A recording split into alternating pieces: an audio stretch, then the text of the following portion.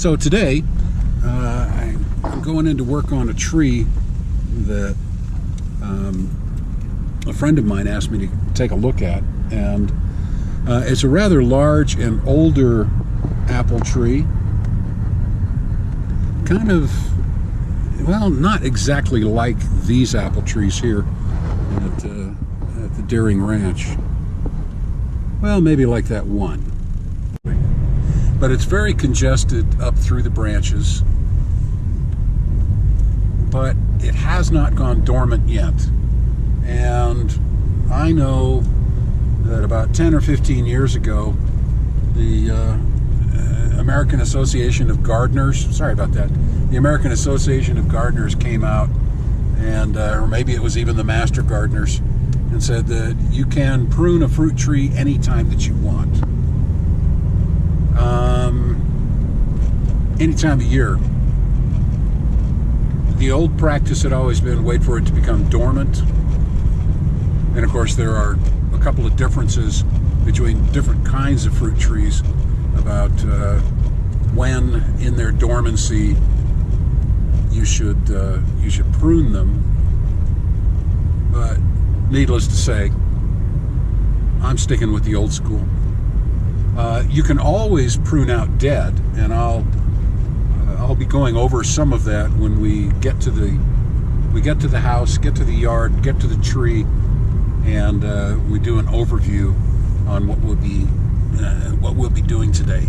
And I say we because obviously you're here with me while I'm doing this.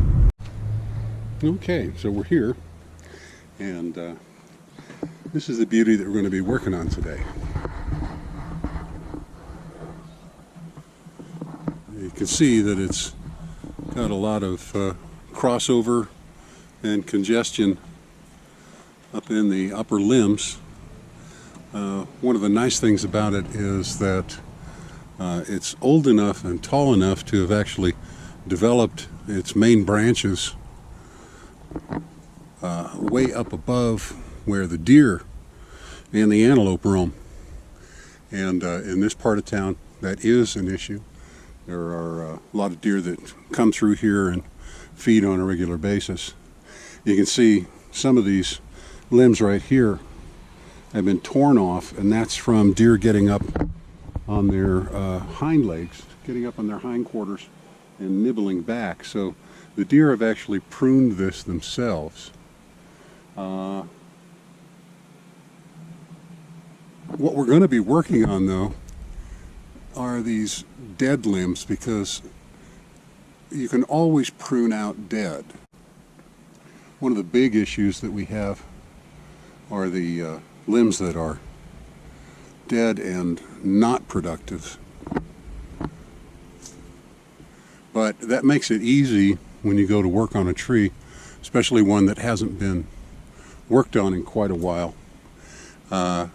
Dead can always come out any time of year. It doesn't matter what time of year it is. You can always cut dead back. All it really is a home for insects and fungus and things like that as the tree is dying and rotting. Also, we have a lot of woodpecker stuff that has happened along here on this tree over the 75 years. Probably put this at about 75 years, as they're looking for things to eat on. This is also an indication that there may be any number of bug infestations that are going on with this, because woodpeckers and such aren't just in here banging their heads on the tree just for the hell of it. They're looking for things to eat. Some type of systemic treatment might not be bad for this. Find out what your preference is, but you want it to be an organic type of treatment, because you're going to be eating the apples that come off of this. The area around the base has already been cleared away, as you can see that, which makes it much easier to clean up the limbs as they come down And I'm going to be taking more off of this side than I would normally, because the owners need to have access back into that section of the yard. So I'll be taking these branches here back up probably about 10 feet off the ground, 8 to 10 feet off the ground. It won't kill it, and it's already that time of year, so to speak, where the tree is going into its dormancy. But I am going to concentrate on just getting rid of these dead, non-productive branches, mostly. One of the things that you want to watch out for when working with fruit trees, apple trees in particular, is that when you start pruning in the winter, after it's gone dormant, it's going to be hard to tell sometimes which limb or branch is actually alive. If you're not able to get to cleaning out the dead before your winter prune, one of the tricks that you need to keep in mind is that while this branch can look like it's dead and it's not producing anything, it's just an old apple branch, and it's supple. You can see that it bends, and because it bends without snapping, you know it still has a chance to be a productive branch. You'll find others that this was a new shoot, and it just sprung out and did not actually do any significant growth this year. These here are also, this is another way to tell.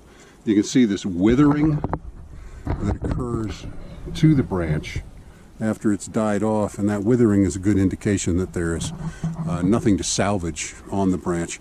You can check it by coming down near the tip and just crinkling it between your fingers, and if it snaps off, that is a dead, non-productive branch. All right, so the finger test is always valid. If it's supple and bends, it's good. Okay, so this is what we've ended up with after doing a dead cut. And you can see some of the cuts were live cuts, but that's because it was hanging down too far. And I'm trying to habituate the deer that frequent this area that they are not going to be having supple new growth to be eating on. But essentially, all of the dead that came out of this, compare what we're looking at now to what we were looking at when the job started. That's about half of what was in there has been taken out. Maybe a fat 1/3. These limbs were taken up farther than I would have normally wanted to take them, but that's because there's need for truck vehicles to get back in this area. Some of this demolition is going to be, some of the demolition is going to be happening, and so they'll need to get vehicles back in here and clean that out. So that's kind of what dead cut looks like on an apple tree that has not been pruned in probably 10 years. This is the result. We're not going to be cutting any more of what is live at this point. The dead cut was so that we could get in there and find out what was live. After it goes dormant, I'll be coming in and taking out these crossovers that you can see where these branches rub against each other and create scars on the surface and of the limbs, and that screws with the nutrients. And also if they're this crowded, the blossoms that may form on it will be rubbing against each other, and they'll get knocked off by the other branches. So we want to open this up, create an airflow in the center, and make it less susceptible to bugs. And give animals a better chance to get in there and do their jobs. And that's about 2 hours worth of work. Okay, bye.